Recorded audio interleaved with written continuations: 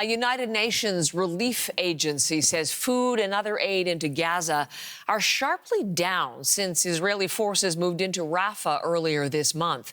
The UN Office for the Coordination of Humanitarian Affairs says shipments have dropped 67% since May 7th. That's the day after Israeli troops advanced on the southern city. Israel's military now controls the Rafah border crossing.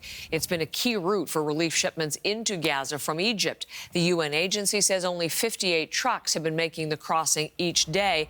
That's down from 176 trucks a day in April. And the agency adds no aid has gone into Gaza since the U.S. pier was shut down because of damage on the 27th of this month, so just earlier this week. Israel's military says it is widening its control over Gaza. And let's bring in Julia Wong from London for more on the story. Julia, the Israeli military says it has seized that land corridor between Gaza and Egypt. What does that mean? So, Heather, it means a couple different things. The Philadelphia corridor is a 14-kilometer buffer zone between Rafah and Egypt.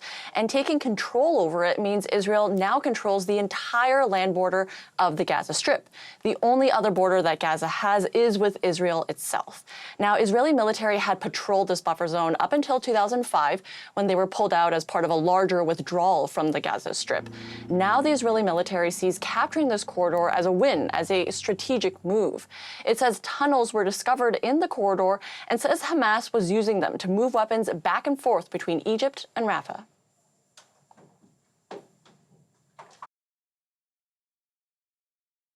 בימים האחרונים, כוחות צה"ל השיגו שליטה מבצעית בציר פילדלפי, בגבול שבין מצרים לרפיח. ציר פילדלפי שימש כצינור החמצן של חמאס, דרכו חמאס עסק בהברחות אמל"ח לשטח הרצועה באופן קבוע. Egyptian media are citing government sources who deny this claim from the Israeli military. Those sources are saying that Israel is using that as a way to justify its move into Rafah. But it doesn't look like Israel is backing down on its advance into that southern Gaza city, sending tanks into Rafah yesterday. Now, Israel insists it has to enter Rafah to destroy Hamas after the October 7th attacks that killed about 1,200 people. Tens of thousands of Palestinians have been killed since the war began. Many of them had moved south to Rafah for safety. Julia, Egypt is one of the key mediators in the ceasefire and hostage talks between Israel and Hamas. What could this development mean for relations between Egypt and Israel? So as of right now, that isn't too clear, but there is the possibility that it could complicate things. As you mentioned, they've been acting as a mediator, and they've been pretty clear about their concerns that an Israeli offensive could push Palestinians across the border and into Egypt.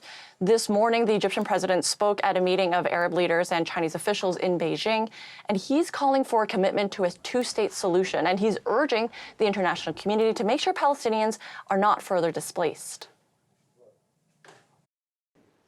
بالعمل دون إبطاء على الإنفاذ الفوري والمستدام للمساعدات الإنسانية لقطاع غزة لوضع حد لحالة الحصار الإسرائيلية والتصدي لكل محاولات التهجير القسري للفلسطينيين من أراضيهم. Israel taking control of the Philadelphia corridor comes mere weeks after it took over the Rafah border crossing, and that was just as it started its ground assault on Rafah.